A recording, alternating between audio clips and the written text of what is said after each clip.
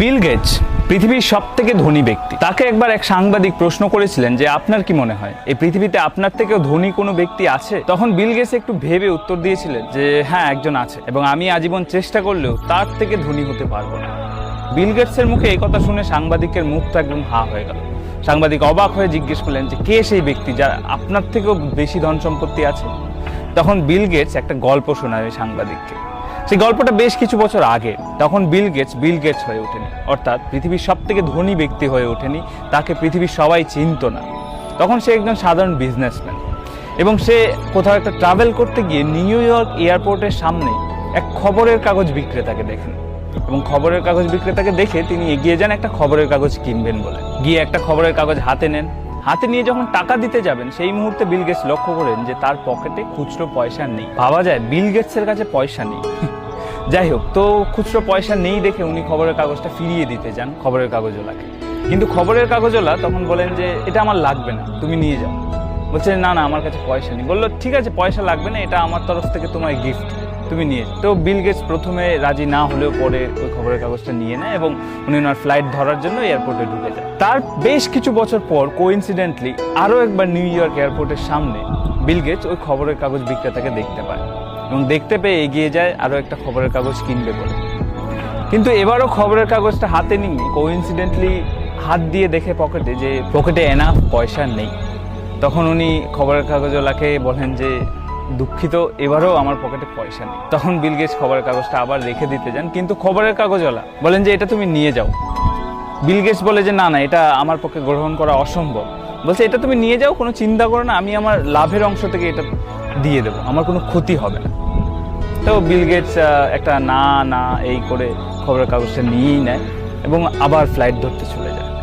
তারপর কেটে যায় প্রায় 15টি বছর। এখন 15 বছর পর বিল গেটস এই পৃথিবীর সব থেকে ধনী ব্যক্তি। পৃথিবীর সবাই তাকে চেনে, তার নাম জানে। এবং সেই সময় তার হঠাৎ করে মনে পড়ে ওই খবরের কাগজওয়ালার কথা, এবং মনে পড়ার সাথে সাথে উনি খোঁজ শুরু করেন ওই খবরের কাগজ বিক্রেতার। এবার বিল গেটস, ওনার কাছে তো সোর্সের অভাব নেই, তো প্রায় 1.5 মাস খোঁজাখুঁজির পর উনি ওই খবরের কাগজওয়ালার অ্যাড্রেস বের করতে পারেন, এবং অ্যাড্রেস বের করার পর বিল গেটস নিজে ওই খবরের কাগজওয়ালার বাড়িতে যান। বাড়িতে গিয়ে ওই খবরের কাগজওয়ালার সাথে দেখা করেন। খবরের কাগজওয়ালার এখন অনেকটা বয়স হয়েছে, তো উনি জিজ্ঞেস করেন ওই বৃদ্ধকে যে আপনি আমাকে চেনেন? তো বৃদ্ধ খবরের কাগজওয়ালা উত্তর দেয় যে হ্যাঁ চিনি, আপনি বিল গেটস?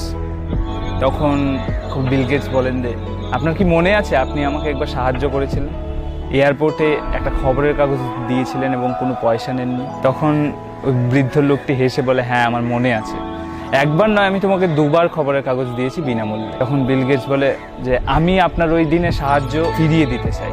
তখন ওই বুড়ো লোকটি হেসে ফেলে, সে বলে যে তুমি কি ভাবছো, আমি সেদিন তোমাকে যে সাহায্যটা করেছিলাম আর আজ তুমি এখানে এসে আমাকে যে সাহায্যটা করবে সেটা কি সমান? বিল গেটস বলল কেন নয়? তখন ওই ব্যক্তিটি বলেন যে সমান হতে পারে না, কারণ আমি তোমাকে সেদিন যখন সাহায্য করেছিলাম তখন আমার কাছে দেওয়ার মতো কিছু ছিল না, আমি তখনও দরিদ্রই ছিলাম। কিন্তু এখন তুমি যখন আমাকে সাহায্য করতে এসছো, তুমি এই পৃথিবীর সব থেকে ধনী ব্যক্তি, তোমার কাছে সমস্ত কিছু আছে দেওয়ার মতো, এটা কখনোই সমান হতে পারে না। সেদিন বিল গেটস বুঝেছিলেন যে এই পৃথিবীতে শুধু টাকা থাকলেই ধনী হওয়া যায় না, বরং সত্যিকারের ধনী ব্যক্তি সেই যার কাছে কিছু না থাকা সত্ত্বেও নিজের সামর্থ্য অনুযায়ী মানুষকে সাহায্য করে, মানুষকে বিলিয়ে দেয়।